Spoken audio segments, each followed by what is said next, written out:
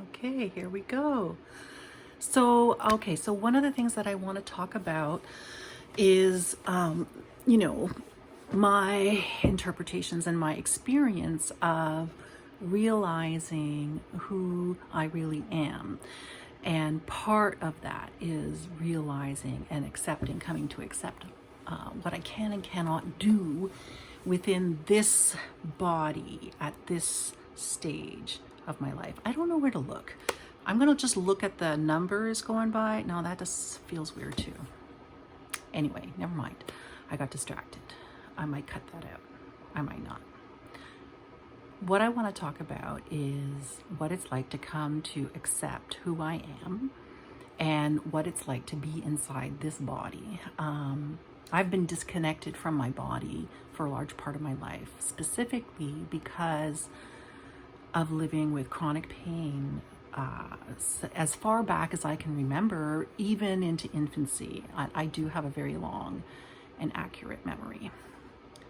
Now, I'm not only diagnosed with EDS, hypermobile type, which of course I worry is vascular, but I really don't have the excessive bruising that vascular type people go through. So I'm just hypermobile, but I have really bad varicose veins, just like my great-great-grandmother's terrible veins. Okay, so, but disassociating from my body is something that I learned how to do in infancy, and I learned how to do it because of pain. I remember learning how to walk. I remember having moments to choosing between crawling and walking and like how to get to wherever I was going faster. I remember learning how to coordinate during crawling. It was quite difficult. Walking was a lot easier, but more painful and required more balance. And one of the things EDS bodies don't have is proprioception. So balance is not good for me. Like I'm not good at it. I work on it. So as a baby, I was walking at 9 months. So here I am as a baby. I have memories from like maybe the month before, 8, 9 months. Pretty incredible, isn't it? So I also have other diagnoses that I've gradually integrated into my identity. And what I'm doing now as an individual, as a person, is kind of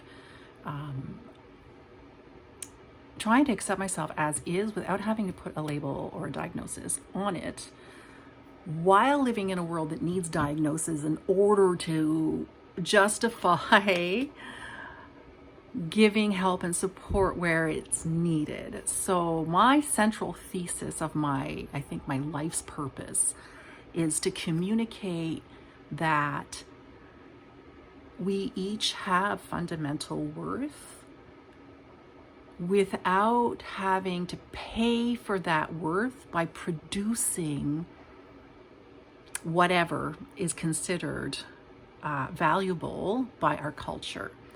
My worth, the worth of my life, it's known to me. I'm lucky because I know the worth of my life, and I know the worth of me being here, and I am completely comfortable as is at a philosophical level. I mean, I still complain a lot. I'm working on it, right? But like theoretically or ideally, all the aches and pains and little sufferings and big sufferings of just living aside, I have purpose and I'm good with that. And I want everybody else in the world who has ever been hurt to know their worth and know their purpose. And I think one of the ways that I can accomplish this is by talking about my feelings, talking about my experiences, and offering friendship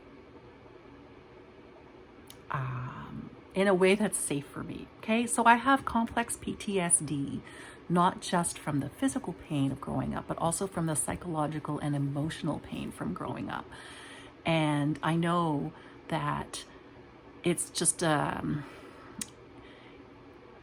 life currents went through what they went through and brought me here where they brought me, and now I'm calling this bend in the river CPTSD, whatever the acronym is, complex PTSD, right? But actually what it is just a bend in the river at where I look back and I see things differently, and I know that it's I'm going to get through this bend in the river, and at some point I'm going to look back and I'm going to see things differently yet again, right?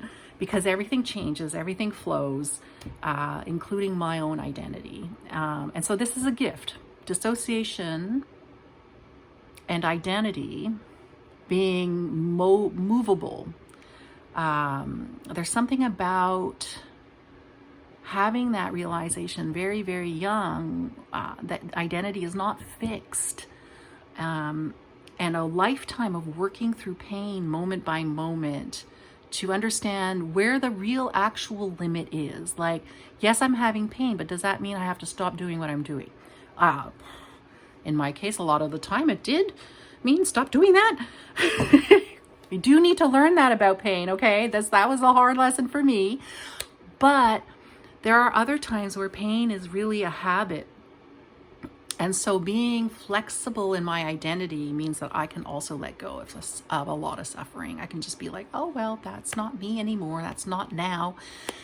I can work to make it a bit better. And I can tell you that your pain, it's like Play-Doh. You can shape it a bit. You can't change with your mind powers somehow like a yogi, Play-Doh into muscle. You can't do that. No.